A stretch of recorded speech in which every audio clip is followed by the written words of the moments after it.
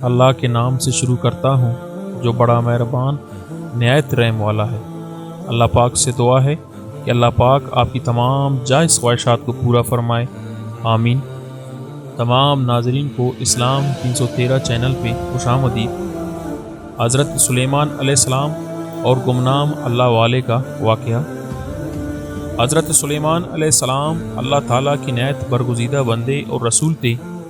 اللہ تعالیٰ نے آپ کو بہت سے معجزات سے نوازا ہوا تھا، جس میں ارواحوں پر حکومت، سمندروں پر حکومت، انسانوں پر حکومت، اور یہاں تک کہ آپ کو جنات پر بھی حکومت دی گئی۔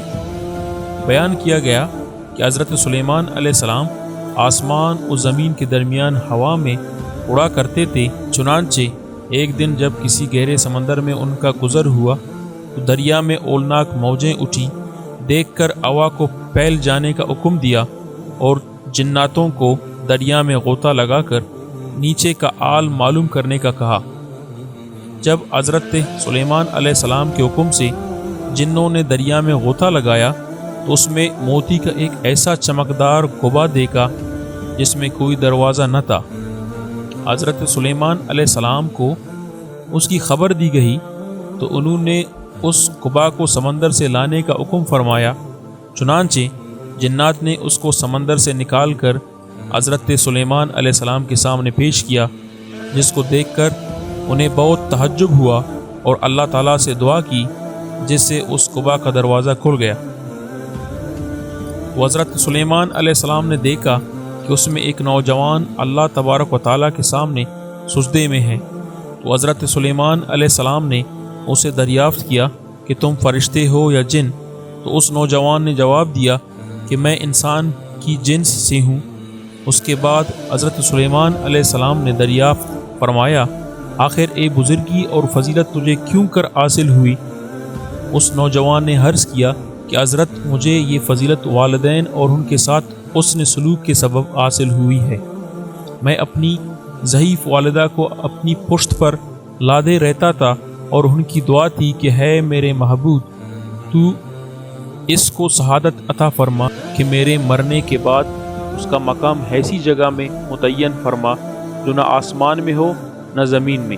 چنانچہ والدہ ماجدہ کے انتقال کے بعد جب میں ایک دریا کے کنارے گھوم رہا تھا تو میں نے سفید موتی کا ایک کعبہ دیکھا۔ جب میں اس کے پاس پہنچا تو اس کا دروازہ کھل گیا اور میرے اندر داخل ہونے کے بعد قدرت الہی سے خود بند ہو گیا۔ مجھے نہیں معلوم کہ اب زمین میں ہوں یا آسمان میں یا ہوا میں، اللہ تعالیٰ اسی میں مجھے رزق عطا فرما دیتا ہے۔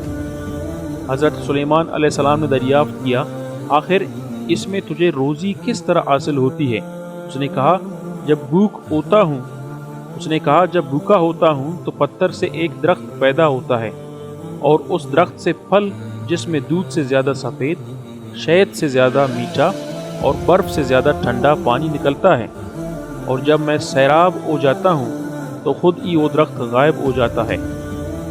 اس کے بعد حضرت سلیمان علیہ السلام نے دریافت فرمایا، آخر تمہیں اس کعبہ میں کس طرح معلوم ہوتا ہے کہ دن ہے یا رات؟ تو اس نے جواب دیا کہ جناب، جب صبح صادق طلوع ہوتی ہے تو یہ کعبہ سفید ہو جاتا ہے اور غروب آفتاب کے بعد اندھیرا چھا جاتا ہے، بس اس طرح میں دن اور رات کے درمیان متعین کر لیتا ہوں۔ اس کے بعد حضرت سلیمان علیہ السلام کی دعا سے وہ کعبہ دریا کی گہرائی میں اپنے مقام کی طرف لوٹ گیا۔